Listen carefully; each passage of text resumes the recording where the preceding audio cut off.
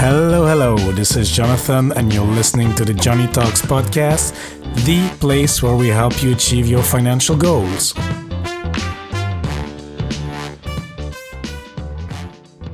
Hola, amigos. Hope you're having a great day wherever you are. And if you're a new listener to the show, special warm welcome to you. I really appreciate you tuning into the show. And if you're a returning listener, welcome back. I appreciate it even more. In today's episode, we will speak to Artem, the founder and CEO of FarmTogether. FarmTogether is a crowdfunding platform for farmland investing. Farmland investing entails investing in land housing a variety of crops, such as cornfields, that produce corn and wheat for everyday food consumption. We all have to eat, so in this sense, farmland investing is a solid and recession-proof foundation that has a place in your investment portfolio. I reviewed the platform a couple of weeks ago, and it is the type of alternative investment that makes the most sense to me, and that is why I invited Artem. He will give us a brief introduction to farmland investing, what the expected returns can be, what to pay attention to, and most importantly, why he decided to start FarmTogether and why farmland investing can make sense to add to your investment portfolio. This episode is for you if you're looking at diversifying your well-established investment portfolio and or if you are eager to learn more about, between brackets, new alternative asset class. So without further ado, let's hear the interview. Hello Artem, how are you doing today? Doing well, thank you. How are you? Yes, I'm very good. It's Friday evening here, so ready for the weekend. Welcome to the show, and I'm excited to speak to you because today we're going to talk about farmland investing. It's an asset class which we didn't really talk about in the show. And so you're the CEO and founder of FarmTogether. And what else about you? I mean, let's just talk about you first before we dive into the topic. Yeah, thank you, John. So my background is 12 years of experience in food, agriculture, and farmland. Mm-hmm. Prior to founding FarmTogether, I was employee number one and VP of operations at Full Harvest Technologies, which is a B2B platform for buying and selling produce. I also worked previously at Ontario Teachers Pension Plan, Sport Resource Holdings, EY, and PwC. And I hold an MBA from the Wharton School and a BA in MA in Economics from the Higher School of Economics. Okay. Very extensive experience in the investing industry and finance. Okay, excellent. So Artem, let's talk about farmland investing. It's a type of alternative investment, but what makes it, maybe you can define in your own words, you're the specialist. What is farmland investing? Farmland investing is quite simple. It's really investing in farmland. Farmland is kind of like real estate in a lot of ways. There's also some similarities with timberland as well as infrastructure. So it kind of sits between those three asset classes. When you invest in farmland, you're really doing just that, investing in the land that produces, in our case, crops. So we don't invest in livestock. Very important to also distinguish between investing in farmland and investing in, processing facilities, investing in some sort of like equipment. Really what you're buying is fertile, productive land. And so that land is then typically rented out to a farmer. The farmer pays fixed rent plus a revenue share. Sometimes it can also be a fully direct operated model where a farmer is providing operations on spec, so according to a defined set of criteria, and the farm itself and the investors in the farm carry all the risks and all the potential upside from the farm. The last one is, of course, the highest risk, but also highest reward. And if you know what you're doing, which we do, then those typically actually provide the best, return opportunities. Mm-hmm. Okay, so it's really actually investing almost in food industry in a way. Yes, sir. Yes. Yeah. Okay. So in a way, food is basic. Everybody needs food. So why is investing in farmland then considered as a alternative asset class? To me, it's basic. I'm investing in a company, in a farm that produces food for the society, and I get a revenue share or a rent. Actually, it sounds simple. So why is it alternative? That's a great question. Everything that goes beyond stocks and bonds is considered alternative in sort of the finance nomenclature, like real estate, credit, Bitcoin, all considered alternative investments. And that's because historically most of the world has been focused on building a portfolio of stocks and bonds, as that was considered, the sort of the traditional asset class. And in the last 10, 15 years, returns in those asset classes have been heavily correlated with each other, and better returns also on a risk-adjusted basis have been found elsewhere in other asset classes. So alternative space is exploding. And farmland, you're right, it's the kind of the most basic thing really. But for some reason, it's still very niche. Mm-hmm. I mean, I know the reasons why. We can dive into them. And so it's exciting to see farmland opening up.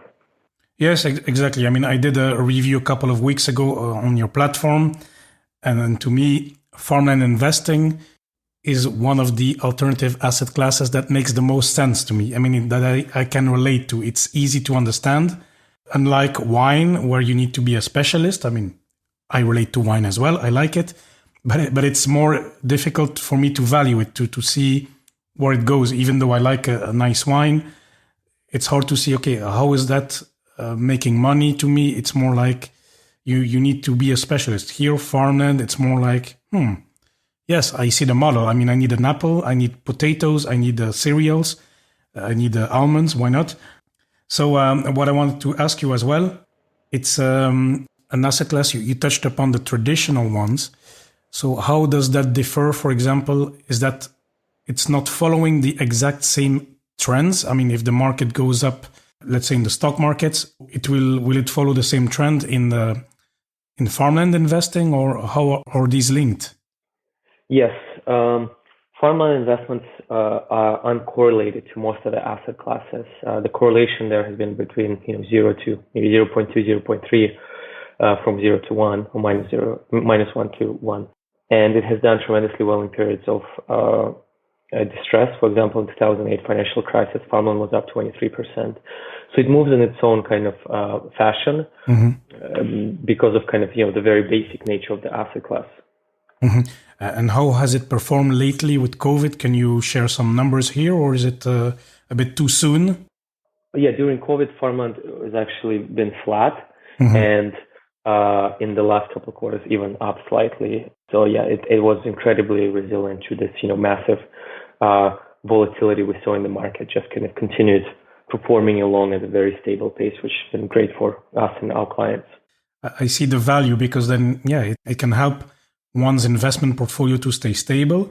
And how does it perform in general? For example, now we talked about major events, major crises, but in general, how does it perform? I mean, is it 2%, 3%? What is the typical, if that exists? Is there a typical return on investment we can expect? Yeah, absolutely. So the typical returns range from 7 to 13%. Wow. Okay. So it's quite interesting, because the stock markets usually are, at least the S&P 500 is usually 7-8% after inflation. It's performing on average at least the same. That's right. Yeah. And farmland has outperformed all major asset classes in the last 30 years. It delivered almost 11-12% since 1992. Okay, well, that sounds good. But of course, this comes with risks. So what are the risks typical for farmland investing? Yeah, of course, everything comes with risk. With farmland, the main risks are typically just the purchase price at which you buy the land. You need to make sure that you're not overpaying, and we do a lot of work around that. And then B, especially in West Coast, it's water. We are tremendously good in analyzing water, and that's where we can get alpha opportunities, uncover opportunities that others just don't see. So we focus heavily on underwriting for water as well, because that's critical in a lot of regions. Besides that, there's some other risks, include things like weather events, but we encourage investors to spread out their portfolio, diversify. Plus, in a lot of setups of the deals, you as an investor actually don't carry any weather risk. So that's something helpful. And then, of course, fluctuations in demand for food, although the overall trend is strongly up. But in any particular year, your almonds might do well, your pistachios might do poorly, right? Long term, that's why I encourage long-term investing of about 10 years. And we believe that over time, those cycles kind of even themselves out. And one question that comes to mind when talking about returns on investment. Okay, you mentioned 7 to 15% in normal times. Okay, now it's a bit difficult, of course, with COVID. How come it increases? Isn't the market saturated with farms? I mean, farmland has been in place since since ages, centuries. Isn't this owned by families, by corporations that produces on a regular basis? So where does this good returns come from? It comes from price appreciation and cash flows. It's driven by scarcity of farmland. They don't make land anymore, and land is actually decreasing in supply, whereas demand is constantly increasing, not just because of the growing population, but also improving diets. People want to eat better, healthier. They want to eat organic. And so there's, billions of people coming into the middle class, upper middle class that want to eat nuts that are very healthy, very delicious. They want to eat fruits. They want to eat organic fruits. They want to eat strawberries and cherries, right? And all those things are, even for someone like me, I grew up in Russia in the 90s, all of those foods were considered premium foods for us. Like, this is something that we would buy only for special occasions. You don't just go and buy cherries on a whim. Like, that's a special thing. And right now, billions of people are coming, just into the standard that US has and will be coming in for decades. So there's just like a tremendous demand for very limited supply. And you also have to remember that it's not just like land. We're talking about infrastructure as well, of processing, transporting, and the United States is a global powerhouse in that regard. They have tremendous efficiency all along the supply chain, marketing arms that allow them to get their products into the hands of billions. And so it's not that easy to replicate. I think sometimes we think like, you just throw in some seeds, the tree grows. It's much more complicated than that. And then more and more consumers are focused on sustainability as well, which is a really important point I want to highlight. So FarmTogether is a part of the Leading Harvest Standard, which is this new sustainability standard in the United States that is very strict. It is incredibly specific in what one needs to do. So it's not greenwashing. Every farm is audited by a third party. So you can't just, write some numbers there. And so we're excited to be part of that because we firmly believe that consumers will look at the end product and realize that same as, you don't buy blood diamonds, right? Or you don't buy products produced by child labor. It will be the same.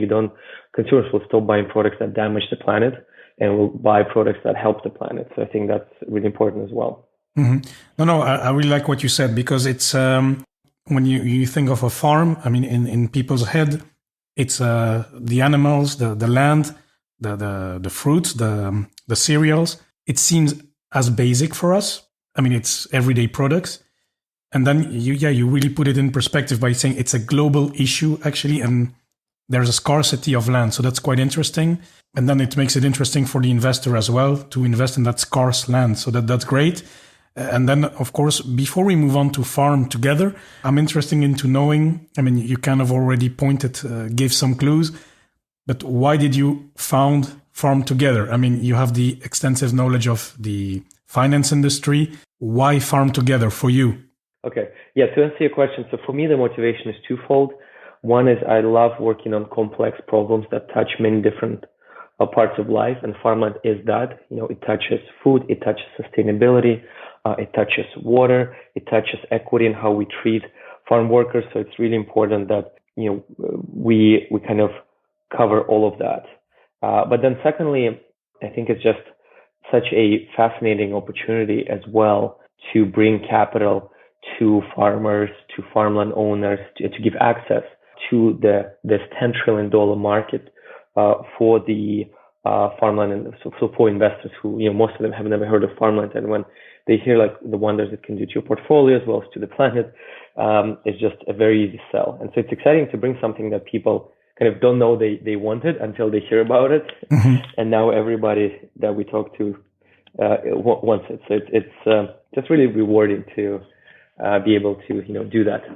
No, it's great. I like it. It's combining your passions and helping the system to create a better world. And for you, okay, it's your specialty. So no, that's great. I like it. And I really like this mission. I think that's what interested me mostly when I did my research. So yeah, FarmTogether. So how long have you been in the industry? In the industry, we've been for I mean, the company, yeah, FarmTogether. Yeah, 3 years. Yeah. 3 years, okay. So how are things actually? So you have a little team already, about what, 30 persons or more? Yeah, we have about 25 people. 25 people, okay. Mm-hmm. Is it continuing to expand? How is it going? Things are going great. Yeah, we've grown almost 100x in 2000. I mean, this was from a lower base, but just tremendous demand that we're seeing as well as supply. Both the farmers, landowners, and investors, I think, really like our offering. And so we are on an absolute tear, and that's been really rewarding, exciting to work on that. Okay, but that's excellent. And then how, for example, does FarmTogether work? I mean, let's say I'm an interested investor. I say, look, I have some capital and I'm touched by the mission of FarmTogether, and it would be a great diversification. So how does it work? Do I call you? Do I go to your website? What's going on? Yeah, so you can go to farmtogether.com. You can also email us at info@farmtogether.com. We have a lot of materials on the platform, kind of talking about the investments, educating on the asset class. Everything is done electronically, so your documents you will receive electronically. You can see your farms online. Nothing to sign, no paper to send. Payments are done automatically, so it's very, very simple and very pleasant to just own Farmland as well. And then you get to see updates from the farms, and we hope to have video updates, reports from the farms soon as well, just to show you kind of what's happening, what's going on. Okay, that's very good. And then, okay, the deals themselves. This is what I'm interested in, because, for example, okay, I went on your website, so you can, for example, invest in an orchard of apples or in an orchard of almond farms or something. How does it work behind the scenes? I mean, what do you do, FarmTogether? Do you scout for deals yourself, or do the farmers contact you? How does that work in the background? Yes, there's a whole investment team with decades of experience in farmland investing and management that is enabled by powerful technology to find the best deals for you. It's all internal. Okay, and where are the deals located? I mean, sorry, maybe the opportunities located? It's all over United States, but right now it's more West Coast. That's good. So now, okay, West Coast, and do you plan to expand to other regions in the US, or do you want to stay focused there? We plan to expand globally as time goes by. Our ambition is to be a global farmland investment company for sure. Okay, even outside of the US? Correct, yeah. Canada, Mexico, Europe, Australia, you name it. Okay, that's great. That's ambitious as well. So yeah, let's see. I'm excited for you guys. And the team of investors look at the opportunities. They do their due diligence. They put it on the website. And now it's accessible to me. So how can I participate? Do I need to put a certain minimum? Do I need to be a US citizen or resident? Who can invest? It's only for credit investors now, unfortunately. But we're working on bringing kind of opportunities to non-accredited investors in the future. International investors can invest as well. Okay, international. When you say international, do you need to earn a certain income like accredited investors in the US, or is there a special distinction there? It's a bit more case-by-case basis, but overall, so far we've been able to accommodate most international investors. Okay, that at least came to a platform. Okay, very good. So I invest. I say, look, this opportunity looks good. How do you, for example, say, look, this farm will produce a return of 7% over, 5 to 10 years. How is this valued, this 7% return? Is that guaranteed or? Yeah, it's not guaranteed, but it's based on projected returns from the farm. Okay, so is it the investors that says, look, based on research, this should produce about 7%, or is it from the farm? No, it's from us. We do all the projections.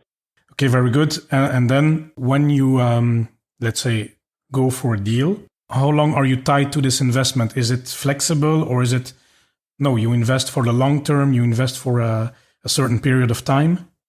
Typically, the whole period is 10 years, but we do have a secondary liquidity market coming soon that will allow you to exit sooner. It's more information on the website, and you definitely should look into that before kind of counting on that. But it's something we have already facilitated, and I'm excited to do more of those. Yeah. And then, of course, the returns are nice. This is what we are looking for, of course. Mm-hmm. But are there also fees that impact those returns? Do you also take a commission or something that we need to know about? Yeah, we typically take management fees and one-time expense reimbursement fee that vary deal by deal, but typically from 0.75% to 1.5%. Mm-hmm. Okay, so still within industry range, I think. So that's okay, that's reasonable. And then as well, I wanted to ask you, because you're quite a young company, so of course, if somebody looks at traditional investing, there's a track record, so people can look at 100 years. Other companies, you can look at 10, 15, 20 years.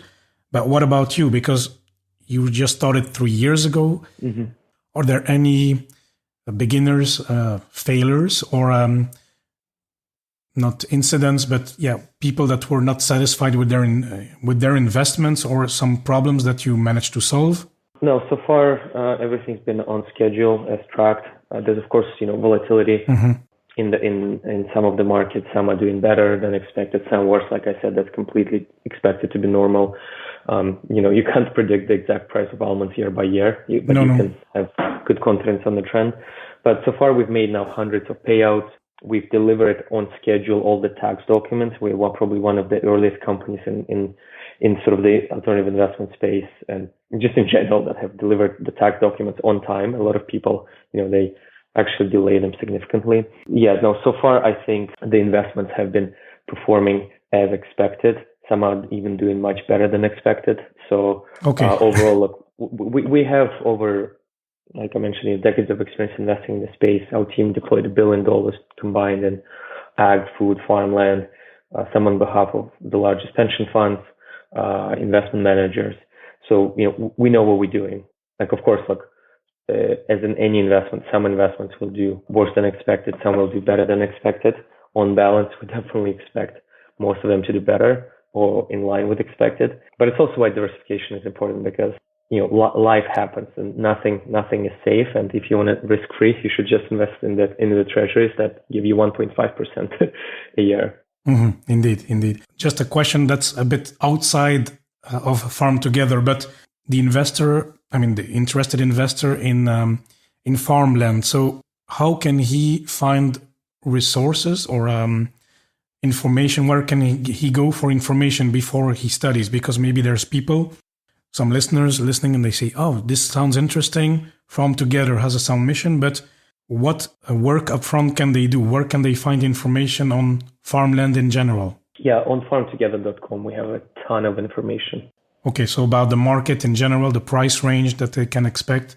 Because what is interesting, for example, if you look at the stock market, you can look for undervalued companies, with some financial ratios. I will not go into details, but price to book, etc. So I was wondering if there's something like this for farmland, because if I look at your platform, I will see a deal and it says there's an almond farm that returns 7-10%. So it's interesting. But how do I know that I'm making a deal, that I'm buying something at a cheaper price than it actually is? Is there a way to find out? The thing with farmland is that things are very scattered. There's some listing websites, but it's not like Bloomberg or public stocks or foreign exchange. Yes, exactly. Thousands of resources available at your fingertips. So what we do is that we provide actually background on the research we've done. And look, like if you want to kind of double click on that, ask us more questions, we're happy to oblige and show you exactly where we got that information. But a lot of that information is proprietary. It comes through our personal deep networks and experiences in the space. So a lot of that information is like, you'll never make it to the public. We'll talk to 5-7 brokers and ask them like, what did the last deals you did in the almond orchard sell for? What were they like?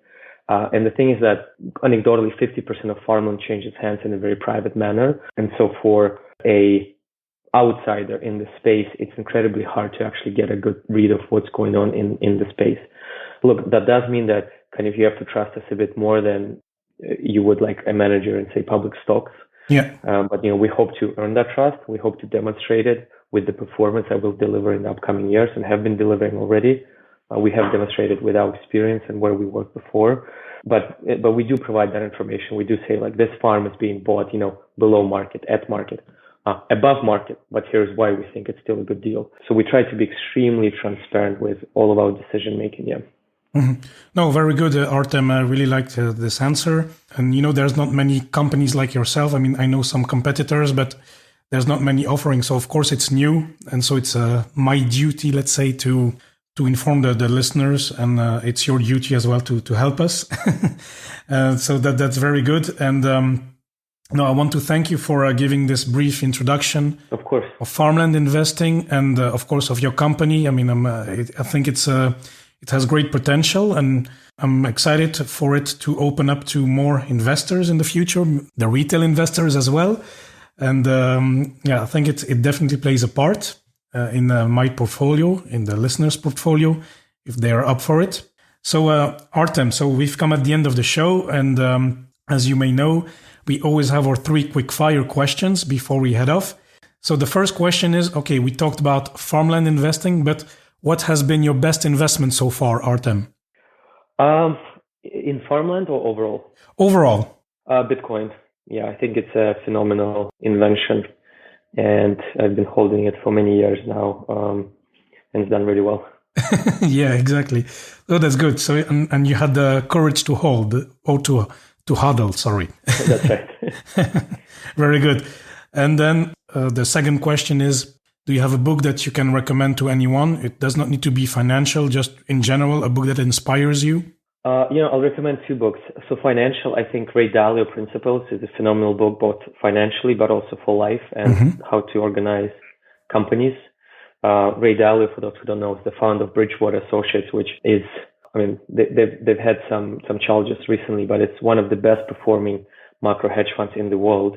And investing is incredibly hard. So to do it consistently year over year, you require such a tremendous discipline organizationally and philosophically. And so it's really phenomenal what he has achieved. And, I think he's a really strong leader and a strong philosopher. We'll see, how his principles hold up as he's leaving the company. It'll be interesting to watch, but at the very least, I think it's a lot of room for thought and incredibly clear, pragmatic thinking. The second book has nothing to do with finance or business or anything, but it's a book, Piranesi by Suzanne Clark.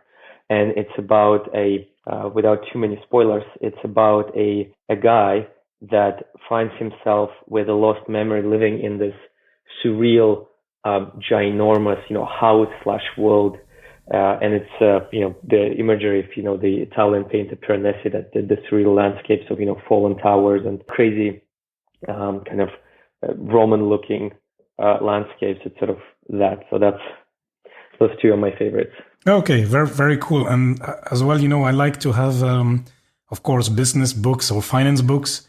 But as well, I like as well to alternate with, novels or stories, etc. So it's great. So thank you for suggesting 2 books. And then the last question, Artem, what is a great purchase you can recommend for under $100? Oh man, probably like a good kitchen knife. That's something that holds its value for a very long time, and it's just a pleasure cutting something with a knife that is good. Yeah, and just buy like a sharpening stone as well. Okay, very good, very good. We have a hobby cook as well, and of course you need to cut your fruits from the farm, huh? That's right. Exactly. Very cool. So Artem, okay, of course everyone can find you at FarmTogether.com. Any other places where the listeners can find you? No, that's probably the main one. Also email info@farmtogether.com. Okay, well, Artem, I want to thank you so much for participating in this podcast. It was great to learn, and I'm sure it will be useful for the listeners. So thank you very much. All right. Thank you very much. I hope that you enjoyed this episode and that you learned something from it. And if you find it useful, please make sure you share it with a friend. Or you can also rate the show in your favorite podcast app. There's a link in the description. Every review helps the show to grow. So if you do so, thank you very much. And now, before I let you go, let's head to the key takeaways for today. Number 1, investing in farmland is similar to real estate. You are essentially investing in land that produces crops. Number 2, a simple definition or way to look at alternative investments. It is every type of investments that goes beyond stocks and bonds, because historically this is what investors have been most exposed to or had access to. Number 3, The returns of farmland investing come from the fixed rents and the revenue shares from the farm. The typical returns range from 7 to 15%, so that's quite interesting. So farmland investing has indeed outperformed all major asset classes in the last 30 years. And the price appreciation and cash flow of the lands, where does it come from? Farmland has becoming increasingly scarce. And you probably heard this quote from Mark Twain, buy land, they don't make it anymore. And as well combine that with people wanting to eat better, you can see the dynamic. And we have a strong demand and a limited supply, which pushes the price of land up over time. Another interesting aspect of farmland investing is that it is uncorrelated to the stock market, meaning it moves in its own way. It does not follow the same trends or fluctuations as the stock markets. This makes it again an attractive opportunity. Number 4, this attractive opportunity also comes with risk, unfortunately, but that's how it is with every type of investment. So what are those main risks? The purchase price risk, the risk of overpaying the price of the land, access to water, which is a critical factor when you want to grow crops on land, weather events, the variations in the demand for food.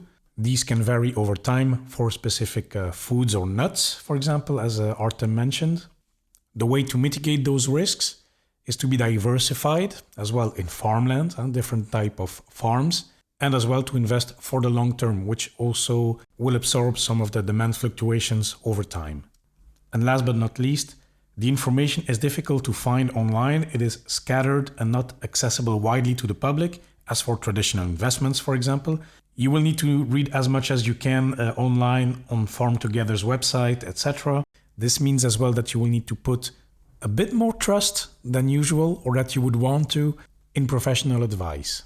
So that was it for today. Thank you so much for listening. It really means a lot to me. Make sure you subscribe in Apple Podcast. And of course, please do not hesitate to contact me if you have any questions or feedback. Send me an email, john@johnnytalks.com, or connect through social media at Johnny Talks on Facebook, Twitter, and Instagram. And amigos, once more, thanks so much for listening, and I'll speak to you next time.